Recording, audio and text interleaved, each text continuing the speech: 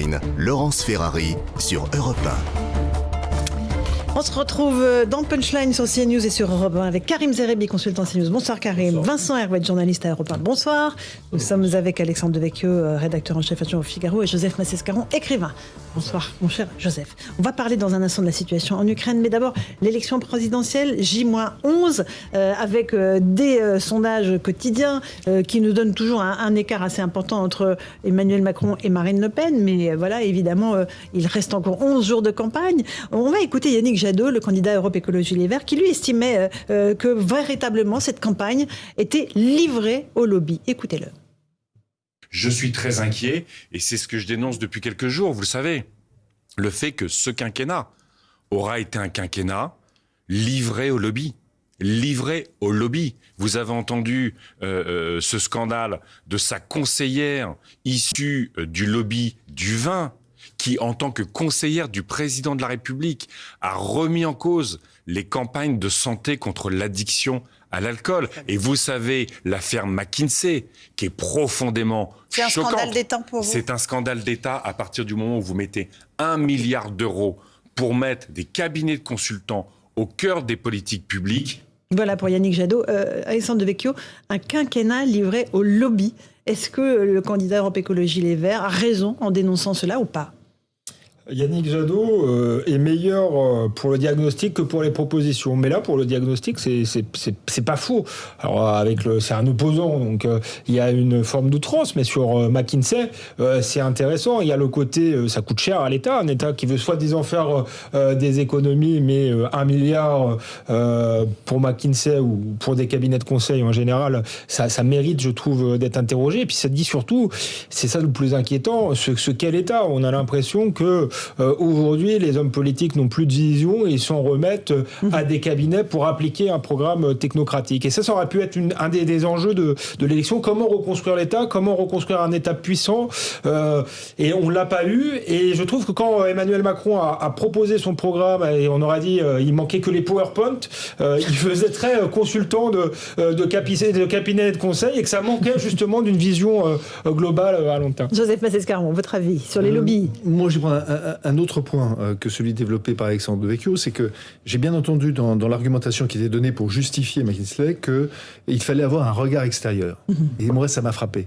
C'est-à-dire ils sont tellement détachés de la réalité, ils sont tellement en dehors du principe de réalité, qu'ils ont besoin de ce qu'ils appellent un regard extérieur. Et ce regard extérieur, il le demande à quoi ? À des experts en expertologie. Et ça, je trouve ça quand même presque assez farce. Et ça coûte 1 milliard d'euros. Et ça coûte 1 milliard d'euros. La farce coûte 1 milliard d'euros. Karim Zerebi. Encore une fois, moi, personnellement, je préfère voir un candidat à la présidentielle force de proposition plutôt que quelqu'un qui se pose en procureur. S'il a quelque chose à reprocher à Emmanuel Macron, qu'il dise clairement en 20 secondes, j'ai saisi la justice sur tel et tel sujet, parce que je trouve qu'il y a un hiatus et il y a des choses qui ne vont pas. Mais moi, candidat à la présidentielle, voilà ce que je propose de faire.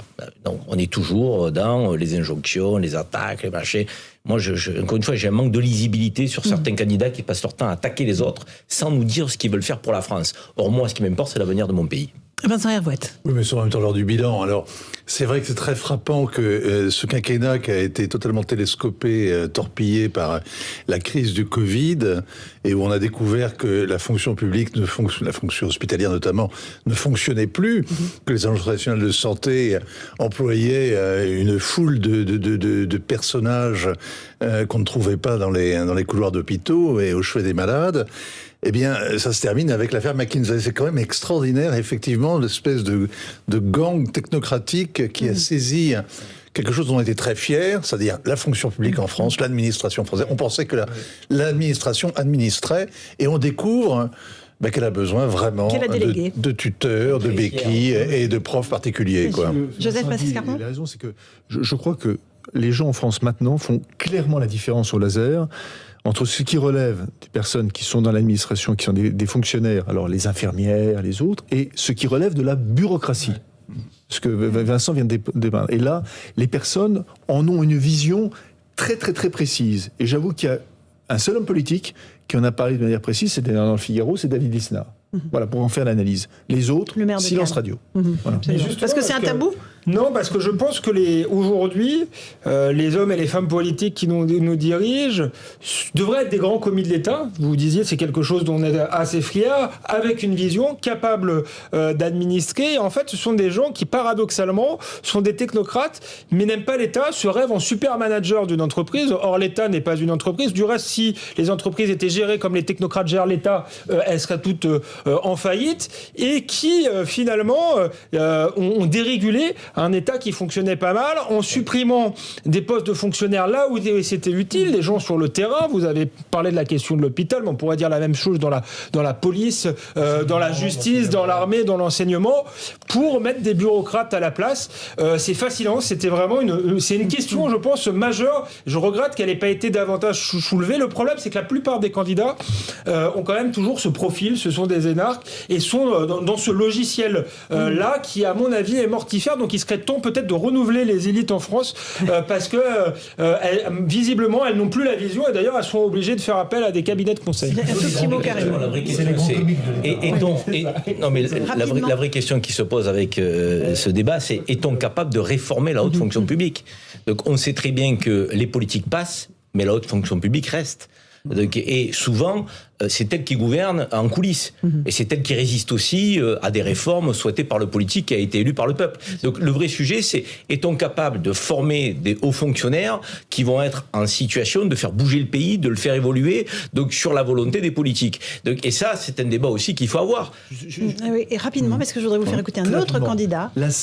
Une des rares réformes, je veux dire, qui concerne la haute fonction publique, pour le coup, parce que c'est quand même de la haute fonction publique, c'est celle qui touche la diplomatie. Oui, la disparition du corps. Et ça, la disparition du corps diplomatique. Nous sommes en pleine crise de par le monde, et la seule chose, générale, la seule chose qu'on a trouvée, la seule chose qu'on a trouvée, c'est de faire disparaître le corps diplomatique. Et c'est une erreur lourde. Et tout le monde le sait. Tous les professionnels le disent et le savent. Et c'est pas de la défense des intérêts corporatistes, c'est qu'effectivement, il y a une qualité, qui a une compétence qu'il faut défendre. Et moi, je trouve ça très frappant, parce que la délégitimation de ces grands commis d'État dont vous parlez, ça s'est manifesté pendant ces 5 ans, et ça s'est terminé en apothéose avec l'enfermement de Claude Guéant, ancien préfet, secrétaire général de l'Élysée, et qui termine à la santé. Il y a quelque chose de tellement fort, tellement puissant dans l'imagerie populaire, on n'avait pas vu ça depuis 200 ans.